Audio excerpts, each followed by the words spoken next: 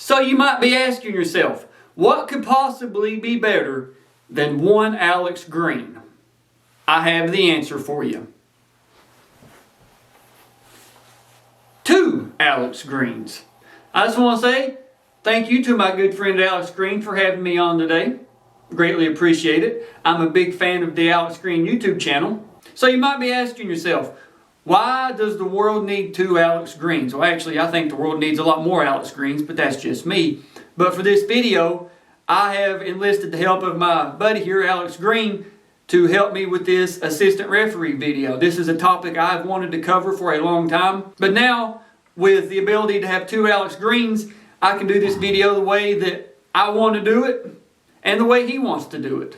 So we're going to be showing you some examples here of the way assistant referees need to move, the way they need to position themselves in certain situations, and what the responsibilities of the assistant referee are at a wrestling meet or while a match is going on. And as always, we're going to read off the rule and section and articles and what the rule book says responsibilities are. But with this, the assistant referee video, or not just video, but the assistant referee duties. These videos you're going to be seeing, the sample clips here, they were filmed earlier this year in the 2019-2020 season in January and February. These videos, sample videos you're going to be seeing, they were filmed last season before the global pandemic hit. And that way there's no social distancing, nobody needed a mask or anything of that nature, so don't freak out. But some clips are going to be from the Kentucky Wrestling Coaches Association state duels, and they're also going to be from the middle school state championships. We couldn't set up our cameras and film at the high school state tournament that I got to officiate. That's why I'm wearing my big ring here. Proud of that accomplishment. But the clips you're going to see, I think, give a good broad spectrum of what the assistant referee responsibilities are, what the duties are, and I'm going to pass it back over to Alex and let him read off the rule book. Thanks, Alex. Really appreciate it. Now, as always, I read off the rule section, article, and everything from the rule book. So I'll read them off here to you real quick. Rule 3, Section 2, Article 1.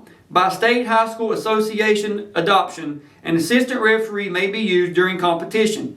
The use of an assistant referee is designed to minimize human error in matters of rule application and judgment. And like I said, we're going to, or like my partner here, Alex Green, said, we're going to show you some examples of this. Article 2. The assistant referee will be granted the same mobility as the referee and will complement and assist the referee in making calls.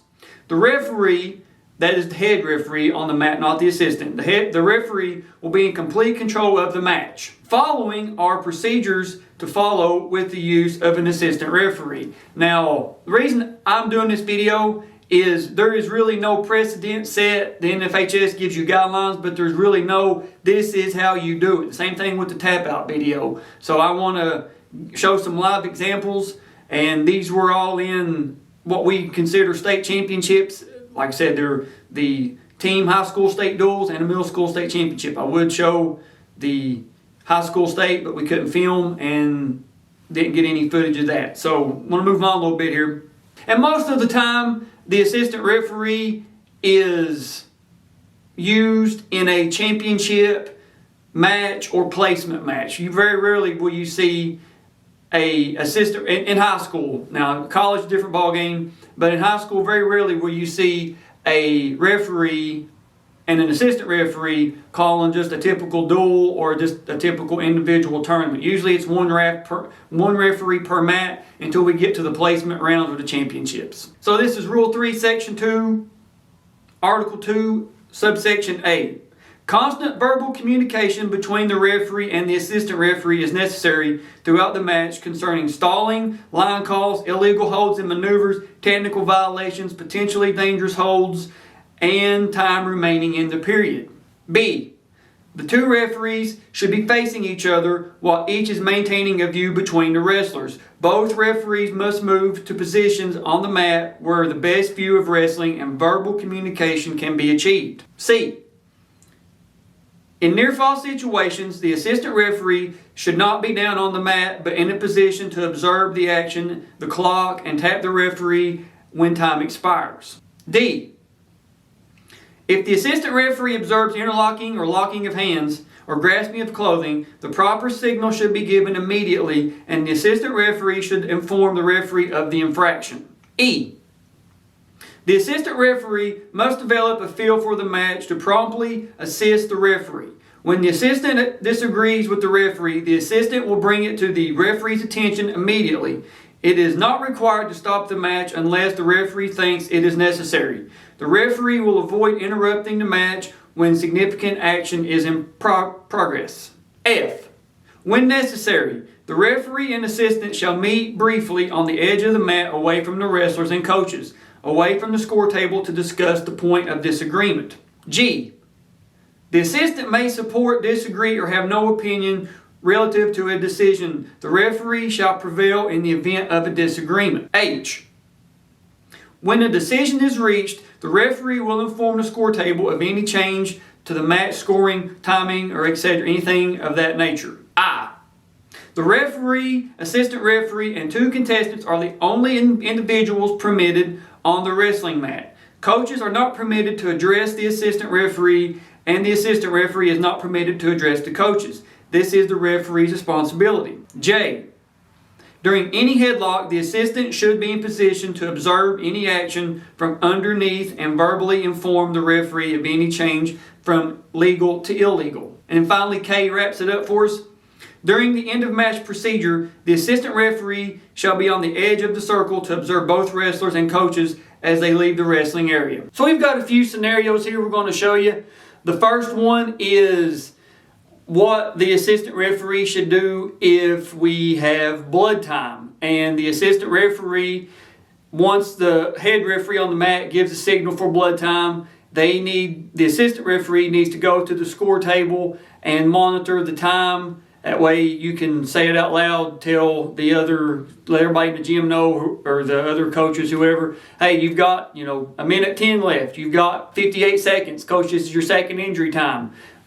Mr. Official, this was the second injury time. And depends on what period it is or where we're at in the match, who will be getting the choice on the restart. If it's the second injury time for say the red wrestler, the green wrestler gets the choice, or whatever the case is. But we need to add something else, not just for injury, but for blood time and recovery time, and now the concussion. So we got 4 different injury stoppages: injury, blood, recovery, and the concussion. Anytime that happens, the assistant referee needs to go to the score table and monitor the time of how much time is left. Now, as you're seeing here, this is at the middle school state championships last year, and we know this is a very common practice to have somebody come out and tap you with the towel or whatever the case is. But with an assistant referee, and especially in a championship style of match, there needs to be an audible horn that goes off. That's something that before we start, you need to make sure that the audible horn is working. And other than like a pinning, a near fall situation, the assistant referee needs to be looking at the clock and communicating back and forth how much time is left. Hey, we got 8 seconds, or 3. Give a countdown. 3, 2, 1, and tap the head official on the back or on the leg or wherever you can tap them appropriately. Here we're seeing a situation go to near fall, and as you can see, we have one referee that's down looking at the near fall, counting the near fall, looking for the fall. And we have another official, the assistant referee, that's above the situation, looking down and making sure that everything is legal. There's no eyes getting poked or any illegal hold or anything of that nature, that the situation is legal. And just a few things I want to say about the assistant referee is you can do what we call drive-bys or walk-bys or whatever you want to call it. So if you think that the bottom man is stalling, you can walk by your buddy and be like, hey, stalling on red. Or you can walk by and just kind of, stalemate. Something to that effect. Or it's whatever the assistant referee thinks that maybe the referee is for whatever reason, just not calling. And it's something too that this is one thing you got to be respectful about. You can't just go up to somebody in front of the whole gym like, hey, call a stalemate right here. Call a stalemate. Just kind of walk by, give them a little advice. Hey, unnecessary roughness, or whatever the case is. But you can do that. But you just got to be tactful. You got to be respectful when you do it. You can't, make somebody look bad in front of a whole gymnasium or a whole arena in an assistant referee position. And assistant referees, it does say in the rule book, that you're not supposed to communicate with coaches. But if you are, and in Kentucky we call it, and you may call it in your area too, call it having rabbit ears, where you hear everything, or you hear a referee or another coach say something or coming off the mat or whatever. But if a coach commits an act of flagrant misconduct using profanity, whether it's at the head referee, at the match, at a kid, whatever, and you can hear it, that is your responsibility to call that. Don't just let stuff like that go, because the old saying, you give somebody an inch, they'll take 17 miles on you, is a perfect example right here of, hey, coach, if you say it in my earshot, I'm going to call it. I'm not just going to let something like that go. Now I can understand if they're off in the locker room or off the mat area or in parking lot or whatever the case is. But if the match is going on or the match has just ended. So if the coaches are running their head or doing whatever, and I'm not out, believe me, I got a lot of great friends that are head coaches. I'm not saying to always have rabbit ears, but if it's an act of flagrant misconduct, refs, you've got to call that, whether you are the head referee or the assistant referee. You can't let stuff like that go. And as you saw the videos of me there, I had an assistant referee. His name's Kenny Lonicard from Northern Kentucky. So I want to say shout out to Big Kenny. And it should be a 1-for-1 rotation on matches. So if you referee a match, your partner needs to flip in and rotate a match. Now if you have a forfeit, a bye, a default, whatever the case is, that should not count as your match. You need to have a 1-match rotation.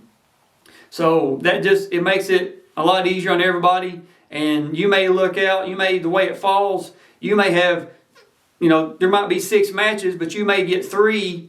Your 3 will be defaults or buys or forfeits or whatever the case is, and that's really not fair to your partner. And in my opinion, that's not the way that you should be doing other officials. So just remember to do a 1-for-1 rotation. So there you have it. There's mine and Alex's video on assistant referee. This is video number 42 in the series that I'm doing, or I should say that we're doing, on high school wrestling rules. Thanks for watching so far. Like I said, in video number 41, we're building up to that video number 50. We've got the next 4 or 5 already planned out. Thanks for being here with us. And as always, if you have any comments, questions, leave them in the comments below. We'll be sure to do our best to answer them, get you a correct. Would you stop throwing our ring up in the air? Sorry. Gosh. 17 years for that ring, and he throws it up in the air. I can't believe it. First state tournament ring. Yes, you. Gosh. Anyways, we hope you have a Merry Christmas. We say Merry Christmas on this channel. We do not say Happy Holidays. So thanks for watching. Greatly appreciate it. And until next time, we'll see you guys on the mats.